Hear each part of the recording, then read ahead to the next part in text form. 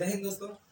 आज हम स्टार्ट करने वाले हैं ग्लोब अक्षांश एवं देशांतर, जिसमें हम ग्लोब के बारे में कल समझ चुके थे, अक्षांश के बारे में समझ चुके थे। जो समझा था हमने कल उसका थोड़ा सा रिवीजन करेंगे, फिर आज हम पढ़ेंगे देशांतर के बारे में। तो देखिए, ये हमारा पृथ्वी होती है पूरी, ठीक है। इसके बीचों बीच से जो रेखा गुजरती है उसको क्या कहते हैं? क्या कहते हैं? भूमध्य रेखा। बीचों बीच से गुजरती है उसको भूमध्य रेखा या 0 डिग्री अक्षांश। और इसके ऊपर वाले भाग को क्या कहेंगे? ऊपर वाले भाग को उत्तरी गोलार्ध। उत्तरी गोलार्ध, ठीक। ऊपर वाले भाग को उत्तरी गोलार्ध और नीचे वाले भाग को, इस वाले भाग को क्या कहेंगे? दक्षिणी गोलार्ध। दक्षिणी गोलार्ध। नीचे वाले भाग को दक्षिणी गोलार्ध, ऊपर वाले भाग को उत्तरी गोलार्ध, ठीक है। ऊपर वाला भाग है उत्तरी गोलार्ध, नीचे वाला भाग दक्षिणी गोलार्ध।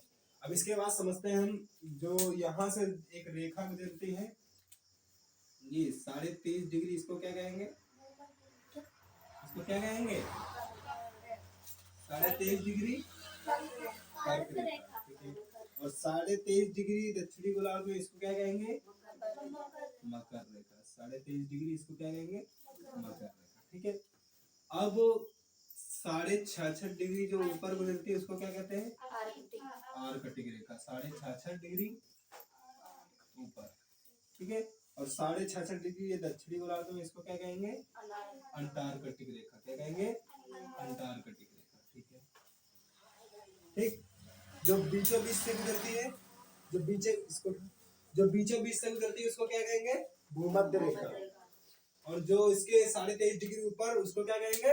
कर्क रेखा। और जो 23.5 डिग्री नीचे गुजरती है 0 अक्षांश से, उसको क्या कहेंगे?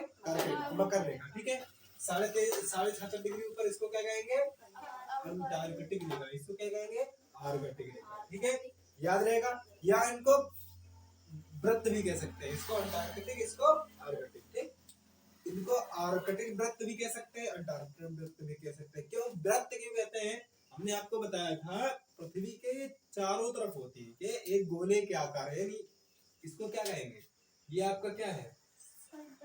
वृत्त है ना। तो गोले का आकार क्या होता है? ये वृत्त होता है, ठीक है। इसीलिए तो इसे क्या कहेंगे? हम वृत्त कहेंगे। वृत्त क्यों कहेंगे? क्योंकि ये आपके इसके चारों तरफ होती है। 23.5 डिग्री पर ये क्या होंगी? आपके चारों, पृथ्वी के चारों ओर होंगी, इसलिए इसको वृत्त भी कह सकते हैं, ठीक है। और ये पढ़ लिए थे। इसके बाद हमने कटिबंध पढ़ लिए थे। यहाँ भी गर्मी ज्यादा पड़ती है, यहाँ भी गर्मी ज्यादा पड़ती है, तो इसको क्या कहते थे? उष्ण कटिबंध, ठीक। इस कटिबंध में गर्मी सर्दी दोनों, इस कटिबंध में गर्मी सर्दी दोनों, तो इसको क्या कहते थे? शीतोष्ण कटिबंध। शीतोष्ण कटिबंध, इसको भी क्या कहेंगे? इस यहाँ से लेकर यहाँ तक के पार्ट को हम उष्ण कटिबंध कहेंगे, ठीक है। इसको भी क्या कहेंगे? शीतोष्ण कटिबंध,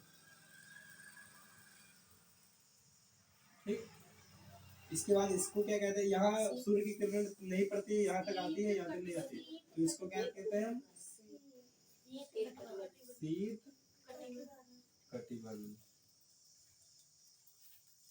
इसी प्रकार ऊपर वाले भाग को क्या कहेंगे? शीत कटिबंध,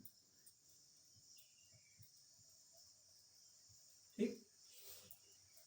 इस प्रकार से हमने सब पढ़ा था। यानी 0 डिग्री से 23.5 डिग्री ऊपर, 0 डिग्री से लेकर 23.5 डिग्री नीचे तक, इसको क्या कहेंगे? उष्ण कटिबंध। यहाँ गर्मी सबसे अधिक पड़ती है, ठीक है, या सूर्य की किरणें सीधी पड़ती है। अब 23.5 से लेकर 66.5 डिग्री तक, 23.5 से लेकर 66.5 डिग्री तक शीतोष्ण कटिबंध, यानी यहाँ गर्मी और सर्दी दोनों चीज पड़ती है, ठीक है। और यहाँ 23.5 डिग्री से 66.5 डिग्री दक्षिणी गोलार्ध में भी शीतोष्ण कटिबंध कहेंगे, क्योंकि यहाँ भी गर्मी सर्दी दोनों पड़ती है।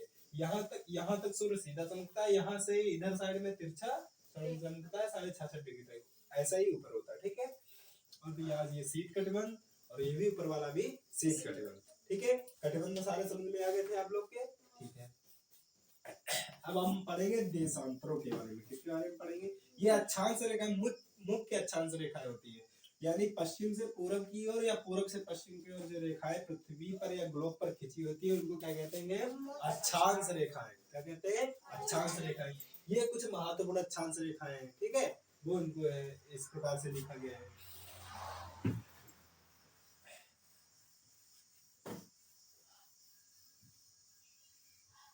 अब हम पढ़ेंगे देशांतर रेखाओं के बारे में। किसके बारे में पढ़ेंगे? देशांतर रेखाओं के बारे में। देशांतर अक्षांश रेखाओं का बताना होता है, मुख्य काम क्या होता है? मौसम को बताना। किसको? मौसम को बताना। कहाँ उष्णकटिबंधीय मौसम में पड़ेगा, कहाँ दोनों होगा, सर्दी गर्मी जो कहाँ होगा, बरसात वो शीत कटिबंधीय यानी जाड़ा सबसे ज्यादा कहाँ पड़ेगा, ठीक है। अब हम पढ़ेंगे देशांतर के बारे में। किसके बारे में? देशांतर के बारे में पढ़ेंगे। देशांतर क्या होता है, ठीक है। देखो, अगर हम अक्षांश रेखाओं की परिभाषा दे, हमसे कोई पूछे अक्षांश रेखाओं की परिभाषा बताइए, तो हम बता देंगे जो पूर्व से पृथ्वी पर क्षैतिज, इसको क्षैतिज कहते हैं, मतलब बेड़ा बेड़ा, ठीक है, क्षैतिज जो रेखाएं होती है उनको अक्षांश रेखाएं कहती हैं। और जो हमारी इस प्रकार से रेखाएं होती है, देखिए ये हमारी पृथ्वी हो गई, और भी बड़ा बना दे थोड़ा ताकि तुम लोग को अच्छे से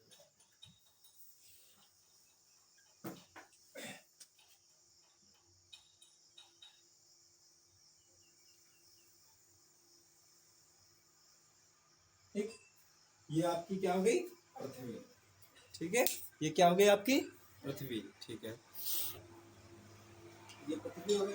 अब क्या है? इसके बीचों बीच से, इसके बीचों बीच से एक रेखा गुजरती है उत्तर से दक्षिण की ओर,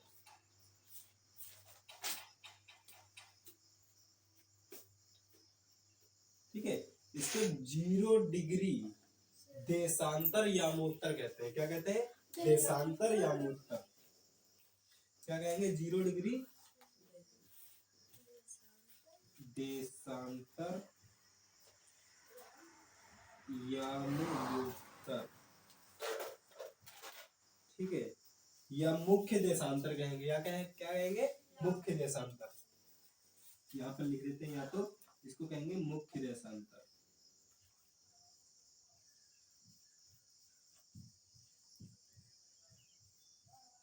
ठीक है। या तो मुख्य देशांतर कहेंगे या देशांतर यामोत्तर कहते हैं, ठीक है। हमने जब पृथ्वी को इस भाग में बीचों बीच से बांटा था, ठीक है, तो ऊपर वाले भाग को हम दक्षिणी उत्तरी गोलार्ध कहते थे, नीचे वाले भाग को क्या कहते थे? दक्षिणी गोलार्ध। अब एक बात तुम लोग ध्यान से समझना, जब हम बीचों बीच से बांटेंगे, इसको बीचों बीच से खड़ा खड़ा बांटेंगे, ये बेड़ा बेड़ा बांटा था, मतलब क्षैतिज, ये लंबवत, ठीक है। जब लंबवत इसको बांटेंगे तब क्या होता है? इधर वाला पार्ट हमने बताया था आपको कि कोई भी चीज हो उसका ऊपर का हिस्सा उत्तर होता है, नीचे का दक्षिण, इधर साइड का पूर्व, इधर साइड का पश्चिम, ठीक है। तो इस ये पूर्व में है, इस रेखा के ये पूर्व में है, इस रेखा के ये क्या है? पूर्व में है। तो इसको पूर्वी देशांतर कह सकते हैं, पूर्वी गोलार्ध कह सकते हैं, पूर्वी गोलार्ध। ये क्या हो जाएगा आपका? पूर्वी गोलार्ध। समझ में आ रहा? इधर वाला पार्ट क्या हो जाएगा? ये पूर्व में है, इस रेखा के पूर्व में, तो ये पूर्वी गोलार्ध। इस रेखा के ये पश्चिम में है, तो इसको क्या कहेंगे? पश्चिमी गोलार्ध। इसको क्या कहेंगे? पश्चिमी गोलार्ध।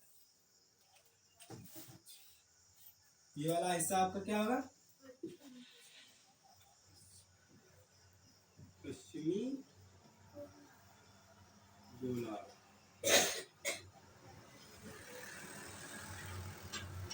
ये वाला पूर्वी गोलार्ध और वो वाला पश्चिमी गोलार्ध, ध्यान रहेगा, ठीक है। देशांतर रेखाओं से, किससे? देशांतर रेखाओं से समय का निर्धारण किया जाता है। जितना भी हमारा टाइम चलता है, घड़ी चलती है, ये सब निर्धारण होता है देशांतर रेखाओं से। किससे होता है? देशांतर रेखाओं से, ठीक है। जो इस प्रकार से, यानी उत्तर से दक्षिण, ये ऊपर वाला पार्ट क्या होगा? उत्तर। ऊपर वाला पार्ट क्या होगा आपका? उत्तर, ठीक है। पूरा लिख दे उत्तर, क्या? उत्तर, ठीक है। और नीचे वाला पार्ट क्या होगा आपका? दक्षिण।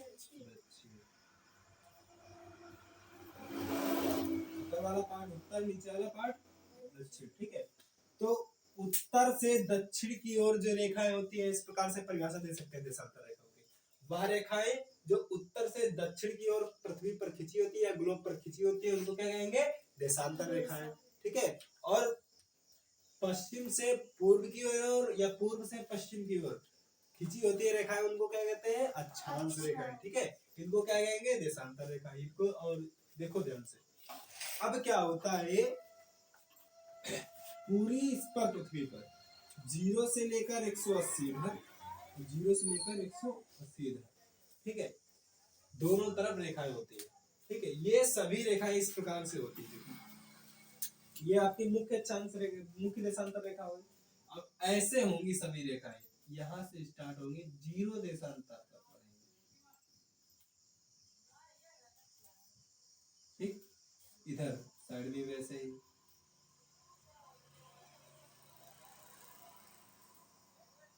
फिर से इधर साइड में ऐसे,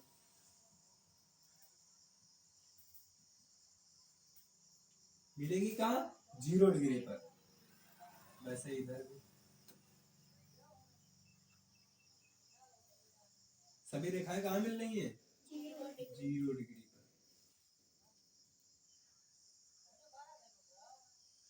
एक चीज ध्यान देना तुम लोग,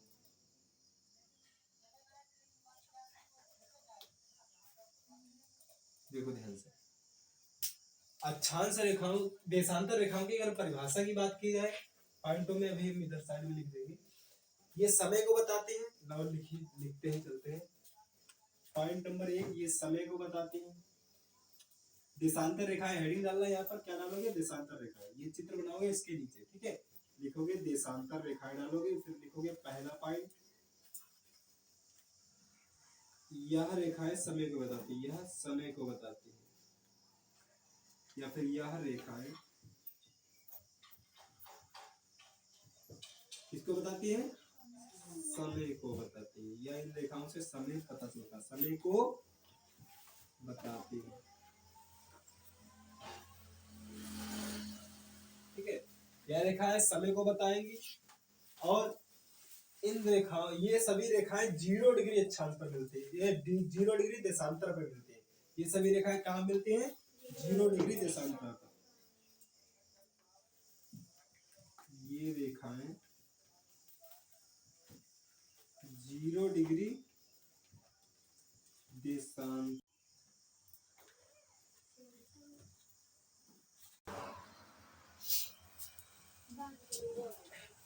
क्या होता है? ये रेखाएं 0 डिग्री देशांतर में मिलती है।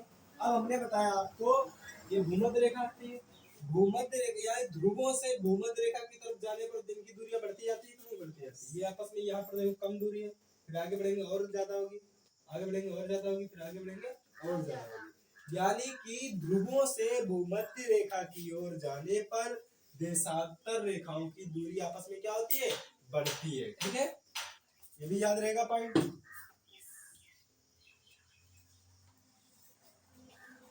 ध्रुवों से इधर जाएंगे, ध्रुवों से, ये ध्रुव है, दक्षिणी ध्रुव, ये उत्तरी ध्रुव। ध्रुवों से भूमध्य रेखा की ओर, इधर ध्रुवों से भूमध्य रेखा की ओर जाने पर क्या होता है? ध्रुवों से भूमध्य रेखा की ओर जाने पर देशांतर रेखाओं की दूरी क्या होती है? बढ़ती है। देशांतर रेखाओं की दूरी बढ़ती है। ठीक है, ये बात समझ में आ गई? यानी जब हम यहाँ से ऊपर जाएंगे भूमध्य रेखा पर, ये 0 डिग्री है, मतलब भूमध्य रेखा है कि नहीं है? ये भूमध्य रेखा। ठीक है, ध्रुवों से भूमध्य रेखा की तरफ जाएंगे तो ये क्या होगी? देशांतर रेखाओं की दूरी आपस में क्या होगी? बढ़ती जाएगी। और भूमध्य रेखा, ये भूमध्य रेखा है, भूमध्य रेखा से जब ध्रुवों की ओर जाएंगे तब भूमध्य इनकी देशांतर रेखाओं की दूरी क्या होगी? कम होगी। यहाँ ज्यादा है सबसे ज्यादा, जैसे ही यहाँ आएंगे ये कम होती चली आएगी, होती जाएगी। ठीक है, तो यही है। तो ऑनलाइन वाले जो भी बच्चे हैं वो स्क्रीनशॉट लें और ऑफलाइन वाले बच्चे नोट करेंगे। ठीक है,